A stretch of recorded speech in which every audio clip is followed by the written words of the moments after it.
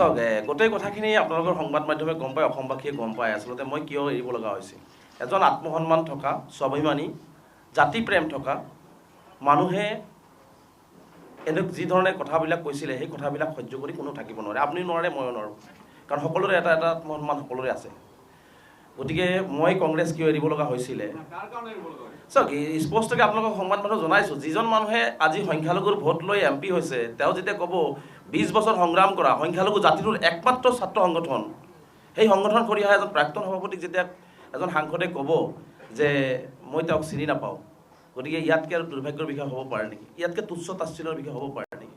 তাৰ উপৰিও দেখিছে নহয় আপোনাৰ পত্ৰ লিখা কিছুমান বিধায়ক আছে, মই নাম ক'বলৈ নাযাওঁ, যিহেতু মই এইটো এৰিয়ে দিছোঁ, যিহেতু মই নাম ক'বলৈ নাযাওঁ, যে বহি বহি কেৱল পত্ৰই লিখি থাকিলে। কিন্তু সেই পত্ৰ লিখা বিধায়কবিলাকে এজন সামান্যতম এটা ল'ৰাক তেওঁ 4 পেজৰ পত্ৰ লিখিব লগা হ'ল। গতিকে এই কথা বাৰ্তাবিলাকে আচলতে মোক হাৰ্ম কৰিছে। গতিকে আৰু মই যিহেতু দেখিছোঁ যে আচলতে তাতে কথা ক'ব নোৱাৰি, মুখ খুলিব নোৱাৰি, তাতে সৰু সৰু কথাটো অনুমতি ল'ব লাগে।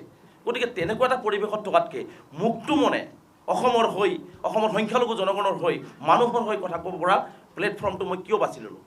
যাতে মই মুক্ত মনে মই মানুহৰ মনৰ বেদনাটো মুকলিভাৱে চৰকাৰৰ সন্মুখত বলিষ্ঠভাৱে দাঙি ধৰিব পাৰোঁ। চাওক, মই আপোনালোকে চাব, বক্তব্যখিনি যদি গোটেই বক্তব্যখিনি 8 মিনিটৰ বক্তব্য যদি শুনে, মই তাতে কৈছোঁ আচলতে আপোনালোকে আমি নিবিচাৰোঁ নেকি যে ধুবুৰী, শিৱসাগৰ সকলো সমন্বয় আৰু উন্নয়নৰ মাজত একেলগে আগবাঢ়ি যাওক?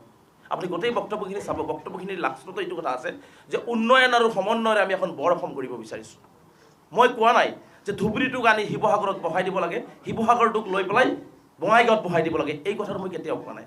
মই কৈছোঁ সমন্বয়ৰ বৰ অসম এখন এনেকৈ হ'ব লাগে য'ত উন্নয়ন আৰু সমন্বয় থাকিব, য'ত মানৱতা থাকিব, সেইখন অসমহে মই বিচাৰিছোঁ। মই মংগলদৈত সংবাদমেল পাতি এটা কথাই কৈ দিছোঁ যে যি আশাৰে গৌৰৱ গগৈ ডাঙৰীয়াই অসমত চৰকাৰ গঠন কৰাৰ সপোন দেখিছে, সেই পথ ইতিমধ্যে তেওঁৰেই কাষত থকা মানুহখিনি ৰুদ্ধ কৰি ৰাখিছে।